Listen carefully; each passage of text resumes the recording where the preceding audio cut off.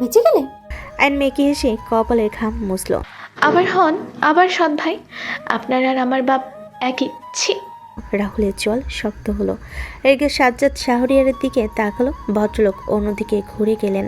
আহনাফ বলে উঠল, আমি একটা প্রস্তাব রাখতে চাই। সবাই আহনাফের দিকে তাকালো।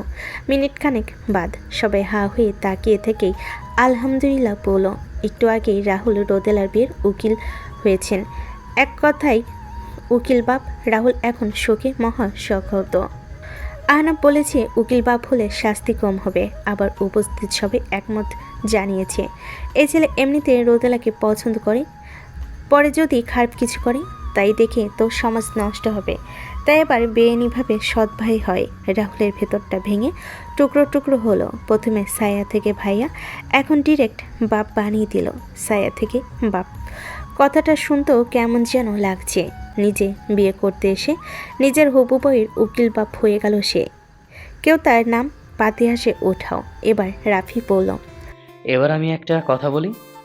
সবাই রাফির দিকে তাকায়। রাফি রোদেলার হাত ধরে উঠে দাঁড়ালো।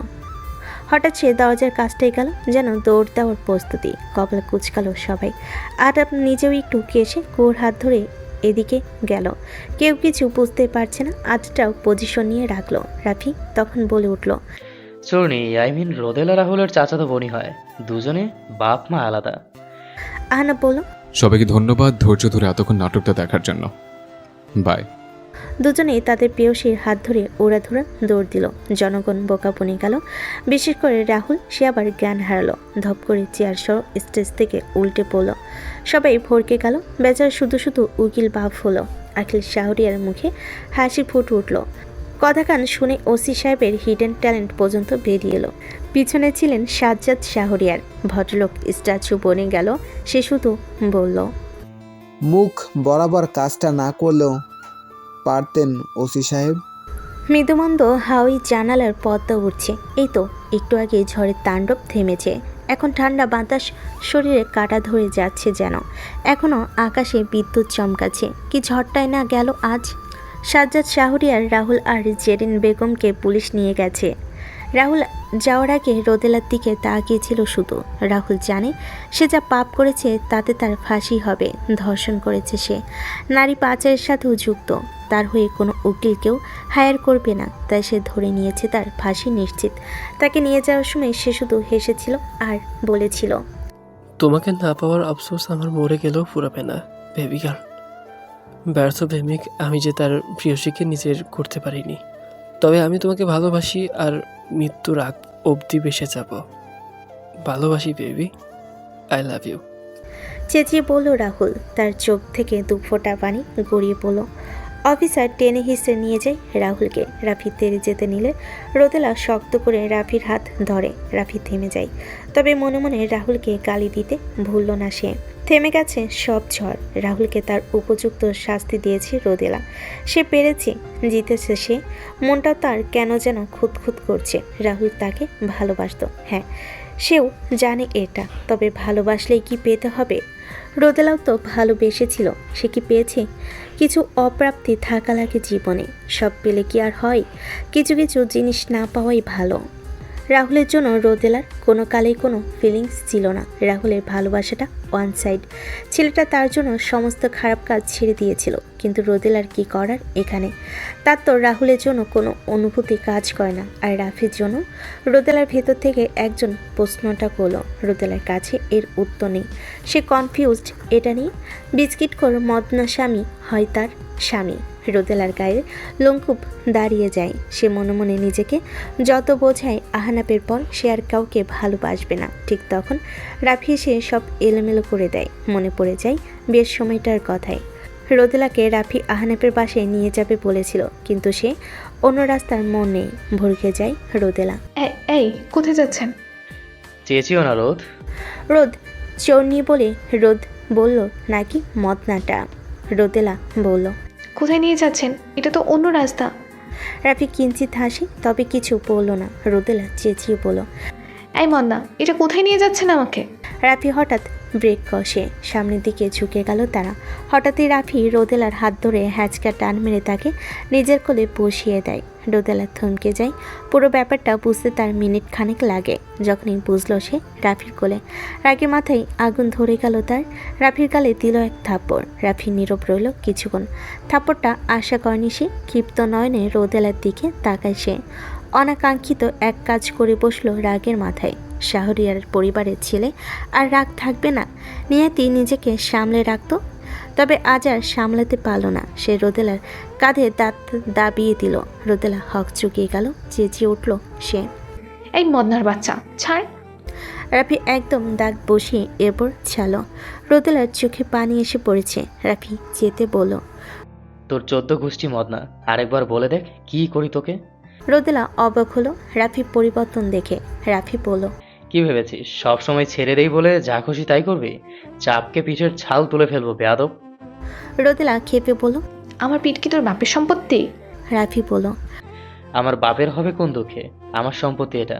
শুধু পিঠ নয়, তোর সবকিছুই আমার, বুঝেছিস? রোদেলা এবার রাফির চুল টেনে বলল। টেনে তোর চুল ছিঁড়ে ফেলবো হারামি।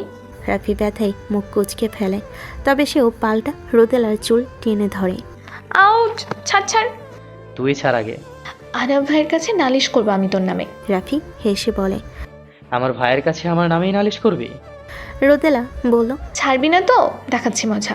রোদেলা রাফির আরেক গালে থাপ্পড় বসিয়ে দিল। রাফির মাথাটা ঘুরে গেল, রক্তচক্ষু নিক্ষেপ করলো সে। রোদেলা মোটো ভয় পেল না, উল্টো আরেক গালে মারল। রাফি ভরকে গেল। এবার ছেলেটা ভ্যা ভ্যা করে কেঁদে দিল। সব রাগ শেষ। রোদেলা ওর চুল ছেড়ে দিল। ভরকে গিয়েছে সে। রাফি কান্নার মাঝেই বলল। থামলে কেন? মারো মারো। পুরো শাহরিয়ার পরিবারেই তো আমাকে মারতে চায়, তুমিও মেরে নাও।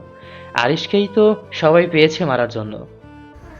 আরিশ হোরচট খেলো যেন। রোদেলা। আরিশ কোথা থেকে এলো? রাফি বলল। আমি আরিশ, আরিশ শাহরিয়ার, যাকে সবাই মৃত জানে। মারো মারো, তুমিই মারো। কেউ ভালো না তোমরা, এজন্যই আমাকে শাহরিয়ার পরিবার থেকে দূরে রেখেছে ভাই আর বাবা। রোদেলা কপাল কুঁচকে বলল। মানে? বলবো না তো? মেরেছ না তুমি আমাকে, বলবো না। রোদেলা চসূচক শব্দ করলো বিরক্তি দিতে বলল। রাগাবেন না একদম। রাফি আবার ভ্যা ভ্যা করে কাঁদতে আরম্ভ করলো। রোদেলা ওর চুল মুঠি করে ধরে বলে। বল এটার মানে কি? বল। রাফি বাচ্চাদের মতো কাঁদছে। রোদেলা জানে রাফি নাটক করছে, তাই সে ওকে খানিকটা ঝাঁকিয়ে বলে। বলুন আপনার আসল কিছু একটা পড়া শব্দে রোদেলা চমকে নিচে তাকায়। চক্ষু চরকাজ মেটার বন্দুক। রাফির দিকে তাকায় সে। রাফি তার দিকেই তাকে। এরপর হঠাৎ সে হাসতে লাগলো, কেমন শয়তানি মার্কা হাসি। গলা চিকন করে হাসছে। রোদেলা কপাল কুঁচকায়। রাফি তার দিকে ঝুঁকে বলল। কি অচরণী, ভয় পেলে? রোদেলা রাগ হলো আবার। কি পচ্ছেদ ছেলে। রাফি বলল। আরিশ, আরিশ শাহরিয়ার আমি। আহান শাহরিয়ারের ছোট ছেলে আর আহনাফ শাহরিয়ারের একমাত্র ছোট ভাই, যাকে সবাই মৃত জানে। রোদেলার মাথায় বাজ পড়ল এটা শুনে। পরক্ষণে সে বলল। মিথ্যা বলার জায়গা পান না আর? যত সব ফালতু। রোদেলা ওর কোল থেকে নামতে চাইলে রাফি ওকে আটকে দেয়। রোদেলা রেখে কিছু বলতে নিলে রাফি বলল। রোদেলা কপাল কুঁচকেই তার দিকে তাকায়, ভালো করে পর্যবেক্ষণ করে। তার চোখ, তার নাক, ঠোঁট ভালো করে খেয়াল করতে সে কেউ বলে ফেলবে যে আহনাফের সাথে তার কোনো কানেকশন আছে। আশ্চর্য তো, রোদেলা আগে তো খেয়াল করেনি। হা হয়ে গেল সে। রাফি ঠোঁট পাকিয়ে হাসলো। রোদেলা হতবিহ্বল স্বরে বলে। এটা কি করে সম্ভব? রাফি বলল। সম্ভব চর্ণী, সম্ভব। রাফি এবার নিজ দায়িত্বে তাকে কোল থেকে নামায়। এরপর আবার গাড়ি স্টার্ট করে। রোদেলা হাজারো প্রশ্ন করে মাঝে, কিন্তু রাফি উত্তর দেয় না। সে তাদের সেই গোডাউনের সামনে এসে থামে। নিজে নেমে রোদেলাকেও নামায়। রোদেলা কিছু বলছে না এখন আর। রাফির সাথে ভেতরে প্রবেশ করে সে। আন শাহরিয়ারকে বসে থাকতে দেখে রোদেলা আবার হোঁচট খেল। আন শাহরিয়ার অমায়িক হাসলেন। রোদেলার অবাক হওয়া চেহারাটা দেখে আন শাহরিয়ার ফোঁস করে শ্বাস ছেলেন। এরপর সে নিজে তাকে শুরু থেকে সবটা জানালেন। আরিশের বিদেশ যাওয়া, রাহুলের সাথে, এরপর তার সাথে ঘটা সব ঘটনা। রোদেলা সবটা শুনে থ হয়ে গেল। আন শাহরিয়ার বলেন। এখন নিশ্চয়ই ভাবছো যে তোমাকে এসব কেন জানালাম। রোদেলা তাকিয়ে থাকে শুধু। রাখি বলো। রোদ, রাহুল তোমাকে ভালোবাসে মেবি, হয়তো তুমিও। না, আমি বাসি না, সব নাটক। আরব ভাই জানেন সব। রাফি চমকায় একটু, ভাই জানে একটু খুশি হয় অবশ্য। আচ্ছা যাই হোক, তাহলে আরও সুবিধা হবে।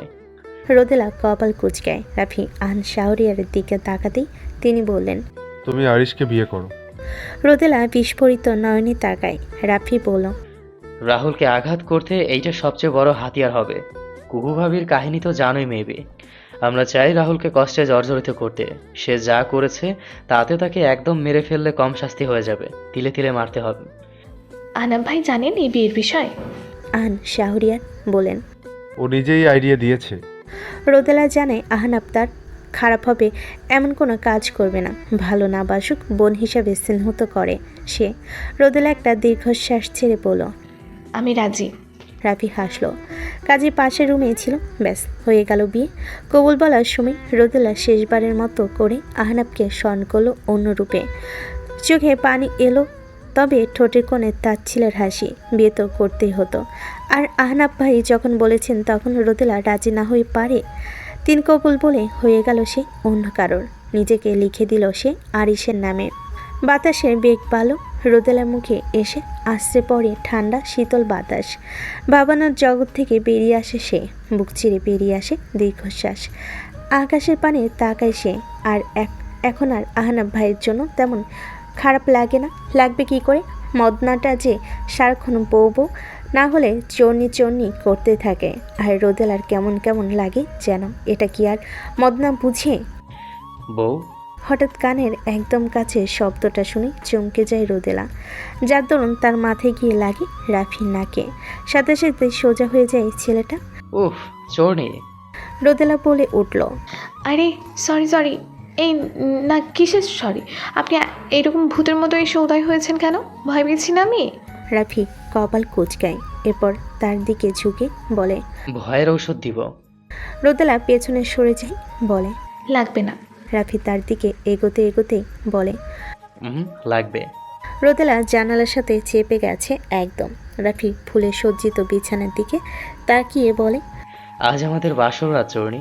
আমার না বিশ্বাসই হচ্ছে না। রোদেলা একটা শুকনো ঢোক গেল। রাফি বুঝে রোদেলার অস্থিরতা। এরপর হতাশার শ্বাস ছেড়ে বলল, গরিবের আবার বাসর রাত? যাও চেঞ্জ করে ঘুমাও। বউ বেশে দেখলে বড়লোকও হয়ে যেতে পারি আবার। রাফি কথাটা বলে বিছানায় গিয়ে গা এলিয়ে দেয়। রোদেলা মাথা নুয়ে দাঁড়িয়ে থাকে। রাফি রোদেলাকে দাঁড়িয়ে থাকতে দেখে বলল, হোয়াট? বড়লোক বানাতে চাও নাকি? রোদেলা দীর্ঘশ্বাস ছাড়ে। এরপর সেও বিছানায় এসে বসে, বলে, আমার গিফট কোথায়? আজকে গিফট দিতে হয় জানেন না? রাফি সরাসরি জবাব, সে তো যারা বাসর করে তারা দেয়। আমি তো আর কিছু করছি না তোমাকে। দিব কিসের জন্য? আমার লাভটা কি হবে? আমি বাবা, লাভ ছাড়া কাউকে কিছু দেই না। রোদেলা রাফির দিকে তাকিয়ে রইল শুধু। রাফি বলল, কি চাই আছো কেন বউ? কিছু বলবে? রাফির টিটকারি মারা কথা শুনে রোদেলা রাগ হলো। বলল, গিফট দিবি কিনা বল। রাফি বলল, একটু কিছু হলেই তুই করো কেন? তোমার চেয়ে বয়সে কত বড় আমি জানো? বেয়াদব মেয়ে। বেয়াদব স্বামী আমার গিফট না দিয়ে আমাকেই ভুগছে। করবো না আর আমি আপনার সংসার। রোদেলা উঠে যেতে নিলে রাফি ওর হাত ধরল, টান মেরে বুকে আনলো তাকে। এত রাগ কেন আমার বউয়ের? তাও আবার বাসর রাতের উপহার নিয়ে। রোদেলা কথা বলে না, মুখ গোমরা করে রেখেছে সে। রাফি অবাক হয়। রোদেলা কি মেনেছে বিয়েটা? তাকে মেনেছে? রাফি বলল, আমি আসলে গিফট নিয়ে ভাবিনি। আমি ভেবেছিলাম তুমি আমাকে রুম থেকেই বের করে দিবে হয়তো। তুমি তো আর আমাকে। আমি নতুন করে সবটা শুরু করতে চাই আরিশ ভাই। রাফি ভেতরটা কেঁপে উঠল কথাটা শুনে। ঘন ঘন পল্লব ঝাপটালো সে। বলল, রোদেলা তার বুক থেকেই বলল, ভুলতে চাই সব। আমি চাই আমার সবটা জুড়ে শুধু আমার স্বামী থাক। মন মস্তিষ্ক সবটা জুড়ে শুধু সে থাক। রাফি হক চকাই। আশা করেনি সে। সে খুক খুক করে কেসে উঠে বলে, আমি জানি তুমি এখন কষ্টে আছো। সত্যিই তো মা এমন করলে খারাপ তো লাগবেই। আমি বুঝতে পারছি তোমার অবস্থাটা। ইটস ওকে, তুমি সময় নাও। রোদেলা কপাল কুচকাই বলে, আমি কি বললাম আর আপনি কি বলছেন? রাফি বলল, আমি বুঝতে পারছি তোমার অবস্থাটা। কিসের অবস্থা? আমি ইটস ওকে না, এসব থাক, যাও ফ্রেশ হয়ে এসো। রোদেলা ঠিক হয়ে বসলো। বলল, ও বুঝেছি আমি, ইটস ওকে। রোদেলা উঠে যেতে নিলে রাফি বলল, কি বুঝলে? কিছু না। রাফি বোকা বনে গেল। রোদেলা উঠে যেতে নিলে রাফি ওর হাত ধরে বলল, এত রাগ? রাগ নেই। আমি চাই না তুমি আফসোস করো, তাই সময় দিচ্ছি। আচ্ছা, কি আচ্ছা? কিছু না। রাফি হেসে বলল, রোদেলাকে টান মেরে বিছানায় ফেলে ওর উপর আধশা হয়ে বলে। কিছু না। ম্যাডামের এত রাগ, খেয়ে ফেলতে ইচ্ছে হয় তো। রোদেলা রেগে তাকায়। উফ, এভাবে তাকাবেন না প্লিজ। শুনুন। বউ রাগ করেছে আর ভাঙাবো না? লাগবে না। লাগবে, আমার লাগবে। ইস, চৌর্নি আর বিস্কুট খোর কোনো দিন এক হবে কেউ ভেবেছিল? আমিই ভাবিনি। রোদেলা বলল, আমিও কি ভেবেছিলাম যে এই মদনা জুটবে আমার কপালে। মদনা? আমি মদনা? হ্যাঁ, মদনা মদনা মদনা। তবে রে। রাফি রোদেলাকে কাতুকিতু দিতে লাগলো। রোদেলা না চাইতেও জোরে জোরে হাসছে। রাফি থামছে না, রোদেলাও হাসছে। থামুন। স্টপ। রোদেলা হাসছে আর রাফি কাতুকিতু দিচ্ছে। একটা পর্যায়ে হাঁপিয়ে উঠল রোদেলা। রাফি থামলেও দুজনেই হাসছে। রোদেলা এবার উল্টো রাফিকে কাতুকিতু দিতে লাগলো। এই না চৌর্নি। বউ স্টপ। কেমন লাগে বুঝুন এবার? আবার আরেকটা বার ঘরটা তাদের হাসির শব্দে ভরে উঠল। রাফিও মনে মনে নিশ্চিত হলো রোদেলা আজ অনেকটা আঘাত পেয়েছে। একে অনেক কিছু হারিয়েছে মেয়েটা, তাই হয়তো আজ তাকে হারানোর ভয় পেয়েছিল সে, এজন্যই অমন কথা বলেছিল সে। রাফি সময় দিবে রোদেলাকে, সে তো আর পালিয়ে যাচ্ছে না। আলো চাইলে সব ঠিক হবে। নাতাশা আদিত্যের সাথে কথা বলে বাসায় যাওয়ার উদ্দেশ্যে বাহিরে যাচ্ছিল। একটু আগেই তারা আহনাপের রুমটা ফুল দিয়ে সাজিয়েছে, এজন্যই দেরি হয়ে গেল। নাতাশা পেছন ফিরে তাকায়। আরে বলো। আয়ন একটু হেসে বলল, রাত তো অনেক হয়েছে, একা যাবে? নাতাশা বলতে চাইল যে তার গাড়ি এসেছে তাকে নিতে, কিন্তু কি মনে করে বলল না, উদাস স্বরে বলল, কি করবো বলো, পৌঁছে দিয়ে আসার মতো তো আর কেউ নেই। আয়ান হাসলো, বলল, চলো। নাতাশা একগাল হাসলো, পেছন পেছন গেল নিজেও। বাহিরে এসে ড্রাইভারকে হাতের ইশারায় চলে যেতে বলল। আয়ন বাইকে বসে নাতাশাকে বসতে বলল। নাতাশা উঠে বসতেই আয়ন বলল, ঠান্ডা বাতাস ছেড়েছে, একটু বাইক রাইডে গেলে কেমন হয়, যাবে? নাতাশা লাজুক হেসে বলল। তুমি পাশে থাকলে আমার উত্তর হ্যাঁই হবে, এটা জিজ্ঞেস করার কি আছে আবার? হেসে ফেল আয়ন। স্টার্ট করলো বাইক। আয়ন বলল, ভালো করে ধরো, পড়ে যাবে। নাতাশা আয়নের কোমর শক্ত করে জড়িয়ে ধরে পিঠে মাথা রেখে বলে, চলবে? একদম। দুজনেই হাসলো। সবসময় ভালোবাসার কথা মুখে বলা লাগে না, আচরণে প্রকাশ করা যায়। নাতাশা আর আয়ন হয়তো সেরকমই করলো। নাতাশা আয়নকে জড়িয়ে ধরে শান্তির শ্বাস ছাড়ে। আয়নের ঠোঁটে আলতো হাসি। 15-এর অন্তিম ক্ষণে এসে যে সে কাউকে পাবে ভাবেনি বোধহয়। আলো উত্তম পরিকল্পনাকারী, এর জন্যই বলে। রাজনীতি ছেড়ে দেবো আমি। শাকত আলমের কথা শুনে আহান শাহরিয়ার বলেন, অনেক দূরে চলে এসেছিস, এখন আর ছাড়িস না। না রে, এসব আর ভালো লাগে না। না চাইতেও এখানে পাপ করা লাগে, আর সানাই মেয়েটা পছন্দ করে না। এবার আর আমি দাঁড়াবো না ইলেকশনে, পদত্যাগ করব। এটা নিয়ে দৌড়াদৌড়ি চলছিল এতদিন। আহান শাহরিয়ার একটা দীর্ঘশ্বাস ছেড়ে বলেন, তোর ইচ্ছা। এই রাজনীতি অনেক কিছু কেড়ে নিয়েছে, আমি চাই না আর এর সাথে যুক্ত থাকতে। নীরব রইলেন দুজনে। হঠাৎ আহান শাহরিয়ার বললেন, তোর মাথায় টাক হলো কেমন করে রে? তুই তো আমার চেয়েও হ্যান্ডসাম ছিলি। শাকত আলম নিজের চকচকে টাকে হাত বুলিয়ে বললেন, একদম নজর দিবি না আমার টাকের দিকে। আর তুই তো মেয়ের মানুষের থেকে বেশি প্রোডাক্ট ইউজ করিস মুখে, আমার তো সময় কই। ভালো কথা বলেছিস, আয় তোকে একটা সিরাম লাগিয়ে দেই, 7 দিনে সুন্দর হয়ে যাবি বেডা, ওয়েট।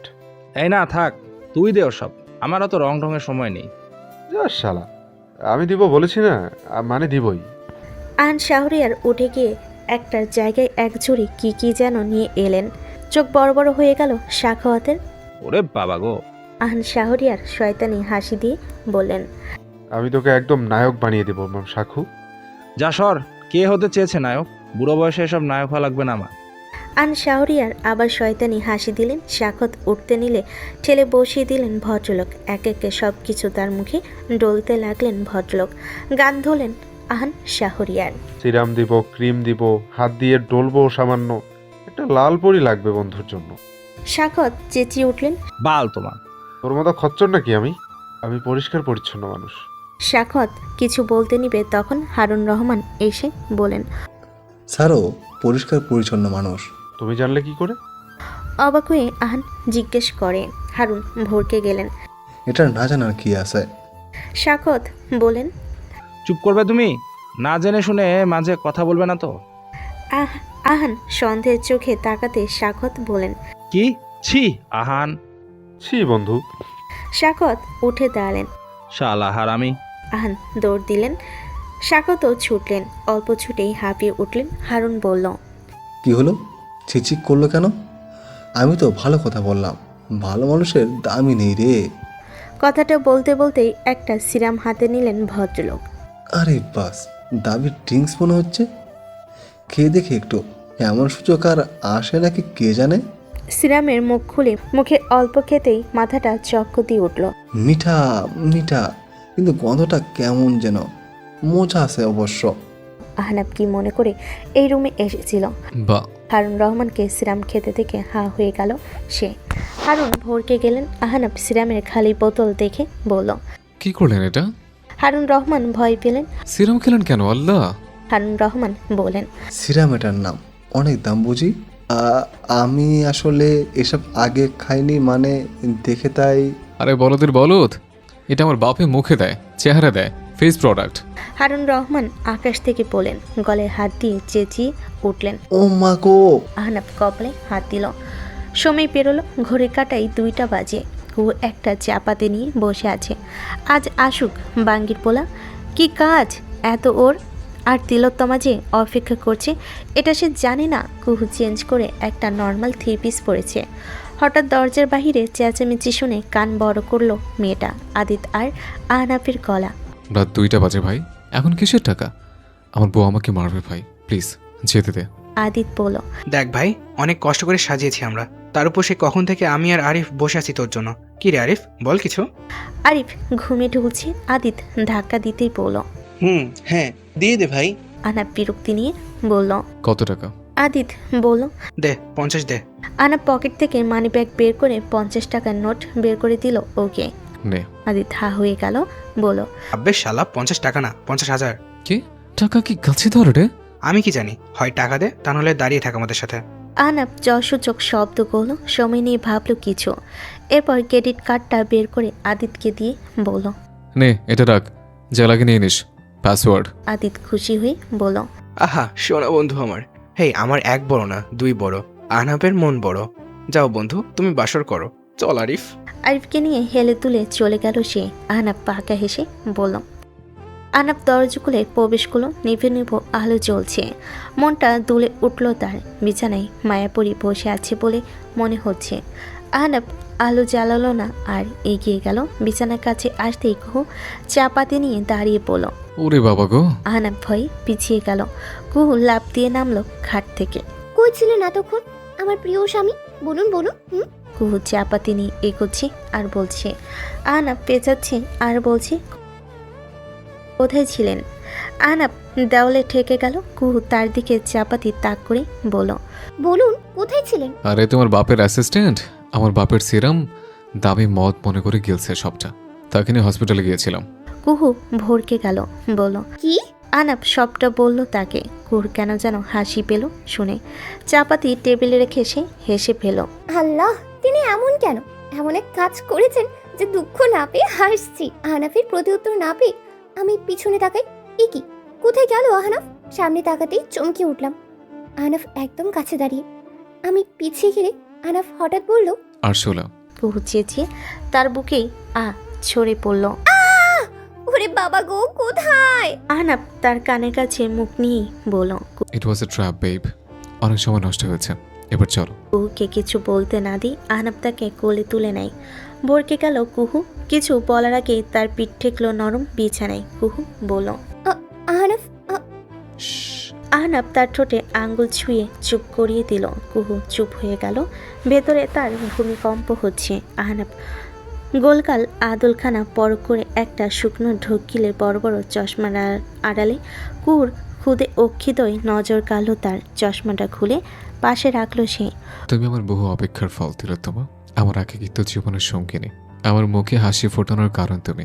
কখনো ছেড়ে যেও না আমাকে, বাঁচবো না আমি, বড্ড ভালোবাসি তোমাকে আমি। স্বীকার করতে দ্বিধা নেই যে তোমার জন্য আমি উন্মাদ। তিলোত্তমা, তোমার তুমিটাকে কি আজ দেবে আমাকে? তুমি দেবে তোমাতে মিশে যেতে?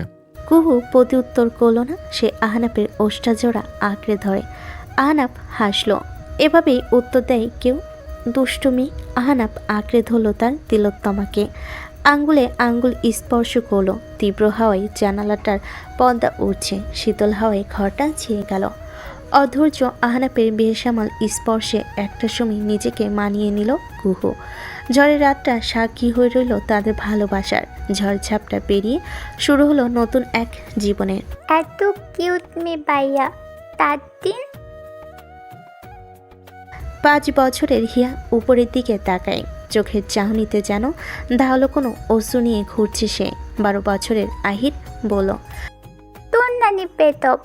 আহির ভরকে গেল, বলল। হিয়া ছোট্ট সানগ্লাসটা চোখে দিয়ে ছোট ছোট পায়ে তাকে এড়িয়ে গেল।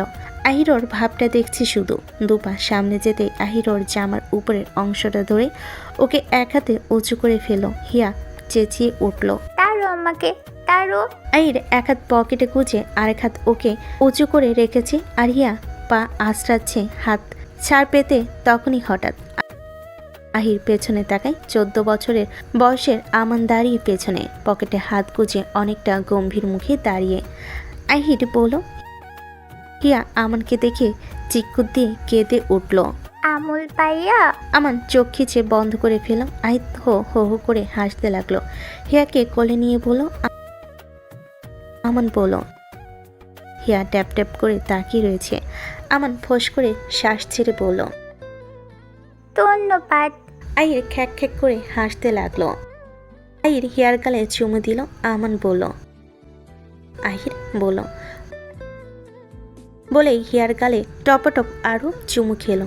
আমান গিয়ে থাপা বসিয়ে হিয়াকে নিজের কোলে নিতে চাইল, কিন্তু আহির ধরে ফেলল। আমান বলল, দুজন একে অপরের দিকে তাকিয়ে তীক্ষ্ণ দৃষ্টি নিক্ষেপ করে আছে। হিয়া ট্যাপ ট্যাপ করে তাকিয়ে দেখছে শুধু। তাতে হিয়া আস্তে করে বায়ু দূষণ করে। আহির চেঁচিয়ে ওঠে। শাহরিয়ার পরিবারের ছোট্ট রাজকন্যার আজ জন্মদিন। সবাই মিলে বাগান বাড়িতে এসেছে তারা। জায়গাটাকে সুন্দর করে সাজিয়েছে। একটা মাদুর পেতে সেখানে বসে আড্ডা দিচ্ছিল সবাই। মাঝে কেটে গিয়েছে 15টা বসন্ত। অথচ মনে হচ্ছে যেন এই তো সেদিনই কুহ ভার্সিটিতে গেল। আহনাফের সাথে দেখা হলো, কত কাণ্ড। আর আজ নাকি তাদের একটা মেয়েও আছে। আহনাফ আর কুহুর মেয়ে আরাবি হিয়া শাহরিয়ার। ছেলের চিৎকার শুনে রোদেলা ভরকে গেল। রাফি বলল, এই হতচ্ছাড়া আবার চেঁচাই কেন?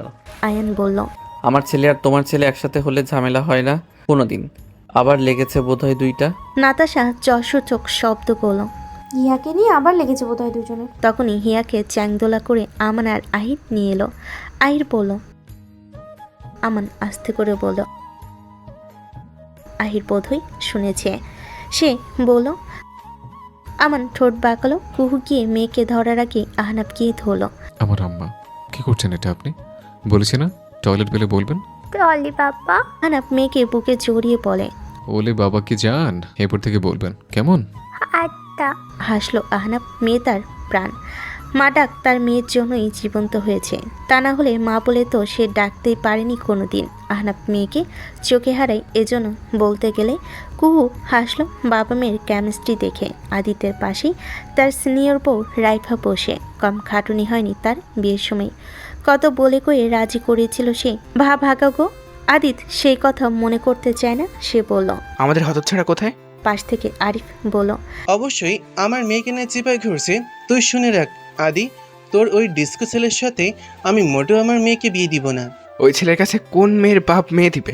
ছেলেটাকে মানুষ করতে হবে। রাইফা বিরক্তি নিয়ে ছেলের দিকে তাকায়। 14 বছর হলে কি হবে দেখতে দামরা। বাবা বলে কি তোর মুখে ঠাড়া পড়বে রে হতচ্ছাড়া? আদিত কথাটা বলতেই আরিফ বলল, কথাটা বলল আরিফের মেয়ে আফনান। 12 বছর বয়স। মাথায় হিজাব বাঁধা তার। নিধি ছোট থেকে মেয়েকে অশ্লীল দুনিয়া থেকে দূরে দূরে রাখছে। হিজাব পরা শিখিয়েছে মেয়েকে সে। আপনাপের কথাটা শুনে আরিফ বলল। আদিত বলল, বাপের কথা তো শুনো না, আবার আফনান বলাই। আচ্ছা বলো। আরিফ বলল। আদিত জুতোটা খুলে নিলে রাইফা আটকে দিল। তোর ইয়ো পেছন দিয়ে দেবো। কোত্থেকে নিয়ে এসেছো একে রাইফেল? এ মোটেও আমার ছেলে নয়, হতেই পারে না। সবাই হাঁ করে তার দিকে তাকে। আহনাব মেয়েকে ক্লিন করে আসছিল। কথাটা শুনে বলল, আরফ বলল। হিয়া ফোকলা দাঁত বের করে হেসে বলল। ধন্যবাদ। আরফ হেসে বলল। সবাই হেসে ফেলল। আহান, শাহরিয়ার আর সাক্ষত আলম গিয়েছিলেন হাঁটতে। এই বয়সে একটু হাঁটাহাঁটি না করলে নয়। দুজনেই সেই নাতনির উপর হামলে পড়ল। যত রূপকথার আছে সব শুনিয়ে ফেলবে যেন। আহনাফ বাবার পাকা চুল দেখে বলল। কুহু বলল। মনে হচ্ছে যেন এই তো ওই দিনই আপনার সাথে দেখা হলো। আহনাফ হাসলো। কুহু আহনাফের কাঁধে মাথা রেখে বলল। প্রণয়ের অন্তিম ক্ষণে এসে যে আপনার মতো কাউকে পেয়ে যাব ভাবতেও পারিনি। ধন্যবাদ মিস্টার খাটাস। আহনাফ নাক কুঁচকায়। এতগুলো বছর হয়ে গেল, তো খাটাস নামটা বাদ দিলে না। কুহু খিলখিল করে হাসে। রোদেলা কেক বের করে সাজাচ্ছিল। রাফি সবাইকে অন্যদিকে তাকিয়ে থাকতে দেখে রোদেলা গালে টুপ করে চুমু খেয়ে বসলো। রোদেলা চমকে তাকালো তার পানে। রাফি বলল। ব্যাগ দাও এবার। রোদেলা চোখ রাঙ্গায়। রাফি বলল। হয় ব্যাগ দাও, তা না হলে আবিরের ভাই বোন আনার ব্যবস্থা করব আমি। রাফির মতোই ফিস ফিস করে বলল আহির। রোদেলা ভোরকে ছেলের দিকে তাকায়। রাফি বলল। আচ্ছা তাহলে রাতে তুই অন্য রুমে ঘুমাবি। রোদেলা রাফির পিঠে ধারাম করে কিল বসায়। সবাই তাদের দিকে তাকায়। আহির বলল। সবাই হেসে ফেল। রাফি বলল। খুব উপকার করলেন সবাইকে জানিয়ে। পিয়াদব ছেলে, যা ভাগ এখান থেকে। আহির ডোন্ট কেয়ার ভাব নিয়ে চলে গেল। অখিল শাহরিয়ারের পাশে বসে তার সাথে গল্প করতে লাগলো। কিভাবে তাকে জেন বেগম ঠেকিয়েছে সেই কাহিনী তিনি তার প্রত্যেকটা নাতি নাতনিকে শুনিয়েছেন। বারবার শোনান তিনি সেই কাহিনী। আর প্রত্যেকবার আহির বলে। আনিসা বেগম বিদেশ চলে গিয়েছেন, আবার একাই থাকেন তিনি সেখানে। তাকে থাকতে বললেও তিনি থাকেননি, এখানে চলে গিয়েছিলেন। রোদেলা আর নিধি মিলে সব ঠিকঠাক করে সবাইকে ডাক দেয়। সব রেডি, সবাই চলে এসো। বাচ্চারা চলে আসে দৌড়ে। মাদুরে কেক রাখা, কেকের মাঝে লেখা হ্যাপি বার্থডে প্রিন্সেস, নিচে ছোট্ট করে লেখা হিয়া। হিয়া এখন তার নানা ভাইয়ের কোলে। মাদুরে বসিয়ে দিল তাকে সাক্ষত আলম। তার এক পাশে আহির দাঁড়ানো, আরেক পাশে আমান। দুজনেই হাঁটু মুড়িয়ে বসে আছে ওর পাশে। তার দুদিকে আরাফার আপনান দাঁড়িয়ে। আরিফ ক্যামেরা রেডি করলো। এত সুন্দর মুহূর্ত ছবি না তুলে হয়। সবাই সুন্দর করে দাঁড়ালো, কিন্তু ছবিটা তুলবে কে? সবার মুখে চিন্তার ছাপ। হঠাৎ একটা গাড়ি এসে থামলো। তাকালো সবাই সেই দিকে। গাড়ি থেকে নামলো ওসি সাহেব।